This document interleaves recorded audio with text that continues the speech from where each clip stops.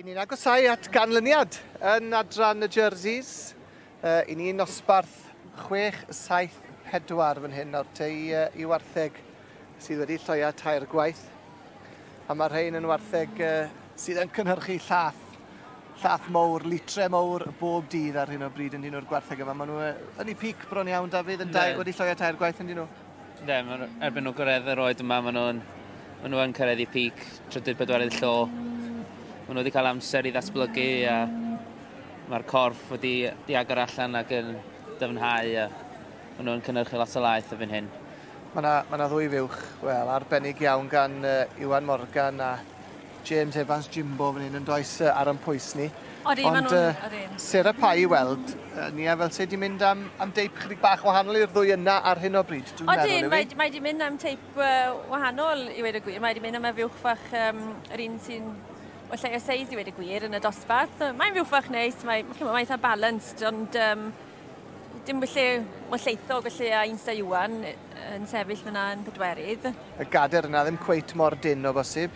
Yna gyw? Na, dim cweit mor dyn. Mae'n fuwch fach neis, chi'n modd rhaid sy'n gynta, ond wel dwi'n gweud, felly dim gwmynt o, dim bach mwy lleithog felly ar un sydd yn pedwarydd.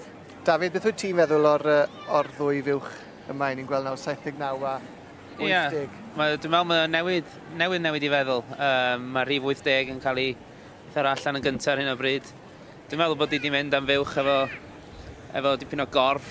A mae hon yn fuwch ar ei ddal yn llygad ni fel yr i ddod i fewn i'r ring. Mae'n cario ei hun yn dda, dipyn o lled a dyfnder yn y pwrs. Rhif 80 wedi mynd i'r safle cynta nawr. Iddo Jimbo. Buwch Jimbo. Jimbo, ie. Mae'n buwch neis iawn a unwaith eto, jyst gymaint o lath yn mor llawn yn dyn nhw. Yndi. Dwi'n meddwl bod y ddwy fuwch mae gen i ar brig y dosbarth hyn o bryd yn eitha tebyg o ran i cyrff. Mae wedi mynd ar ôl. Maen nhw hefyd yn debyg o ran lliw hefyd. Ydyn, maen nhw fwy golau o bosib na'r ddwy arall, ynddo fe? A Sarah Pye o swydd Gaerhirfryn sy'n beirniadu.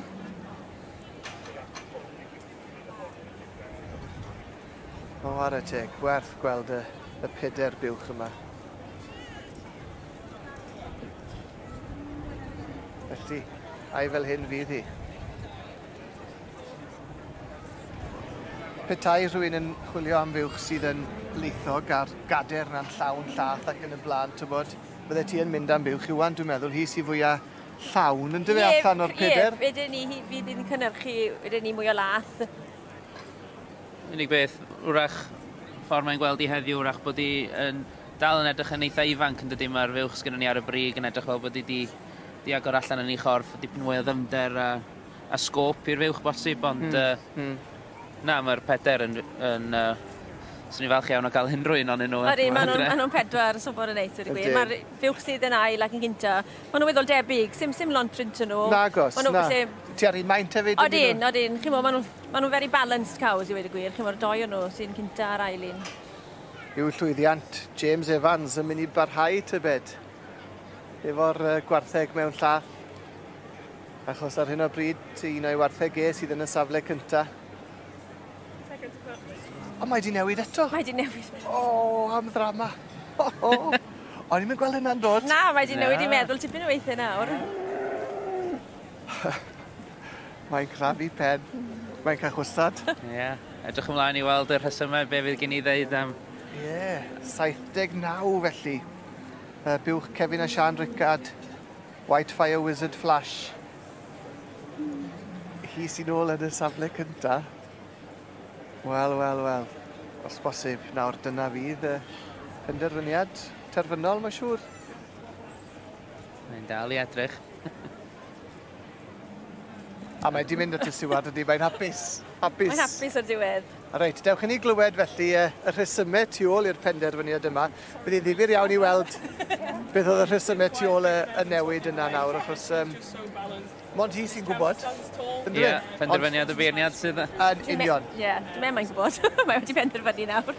Ond mae lan i hi yn diwedd y dydd. Ond llongyfarchiadau mowr iawn i'r teulu Rickard. Wedi cipio dosbarth hynod o gystadleuol. A mwy o gystadlu i ddod o adran y gwartheg godro yn y man.